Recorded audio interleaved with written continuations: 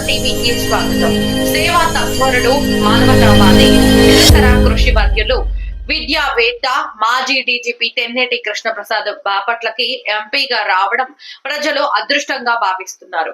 కృష్ణప్రసాద్ ఎంపీగా గెలవగానే పార్లమెంట్ పరిధిలోని ప్రధాన సమస్యలపై దృష్టి పెట్టారు.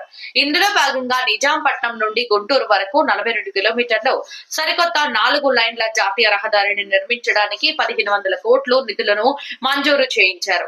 బాపట్ల గుంటూరు మధ్య ఉన్న 2 లైన్ల స్టేట్ హైవే 40 జాతీయ హైవేగా మార్చి 4 లైన్ల హైవేగా నిర్మించడానికి నిధులు మంజూరు చేయించారు.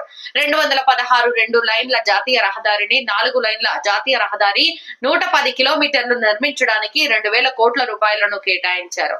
నేషనల్ హైవే 544D 700 కోట్లు, నేషనల్ హైవే 167A 700 కోట్లు, మొత్తం జాతీయ రహదారులకు 4900 కోట్ల రూపాయలు మంజూరు చేయించారు. పిట్టలవారిపాలెం గణపవరం పోవు రహదారిలో తుంగభద్ర డ్రైన్ కాలువపై హై లెవెల్ వంతెనకు ప్రధానమంత్రి గ్రామీణ సడక్ యోజన పథకం కింద 913 కోట్ల రూపాయలు పూర్తిగా కేంద్రం నిధులతో నిర్మాణానికి శంకుస్థాపన చేశారు.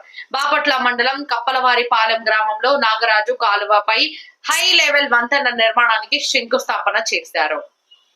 యోజన పథకం నిధులపై పనులు చేయడానికి మొత్తం 2133.10 కోట్ల రూపాయలను కేంద్రం నుంచి మంజూరు చేయించారు. గతంలో ఏ పార్లమెంటు సభ్యుడు కూడా ఇంత పెద్ద మొత్తంలో నిధులు తీసుకురాలేదని, ఎంపీ తెన్నేటి కృష్ణప్రసాద్ ఉద్యోగంలో ఉన్నప్పుడు కూడా ఏ శాఖలో పనిచేసినా తనకంటూ ఒక ప్రత్యేక గుర్తింపు తెచ్చుకున్నారని ప్రజలు ఆనందం వ్యక్తం చేస్తున్నారు. ఏపీ ఐఐసి వైస్ చైర్మన్ మరియు మేనేజింగ్ డైరెక్టర్ గా ఉన్నప్పుడు హైదరాబాద్ లోని Hitech City, Gachibowli stadium, Shamshabad airport, outer ring road వంటి ప్రతిష్టాత్మక ప్రాజెక్టులను రూపొందించారు.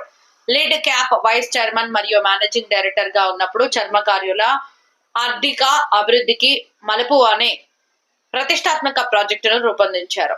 దీని ద్వారా ఉమ్మడి తెలుగు రాష్ట్రాలలో 5500 ఎకరాల భూమిని సేకరించారు. పోలీసు శాఖలో కమ్యూనికేషన్ అడిషనల్ డీజీపీగా ఉన్న సమయంలో అన్ని పోలీస్ స్టేషన్లలో ఆన్లైన్ ఎఫ్ఐఆర్ ను ప్రవేశపెట్టారు. ఈ విధంగా చెప్పుకుంటూ పోతే ఎన్నో గొప్ప ప్రాజెక్టులను ఆయన ఆలోచనల నుంచి రూపొందించారు.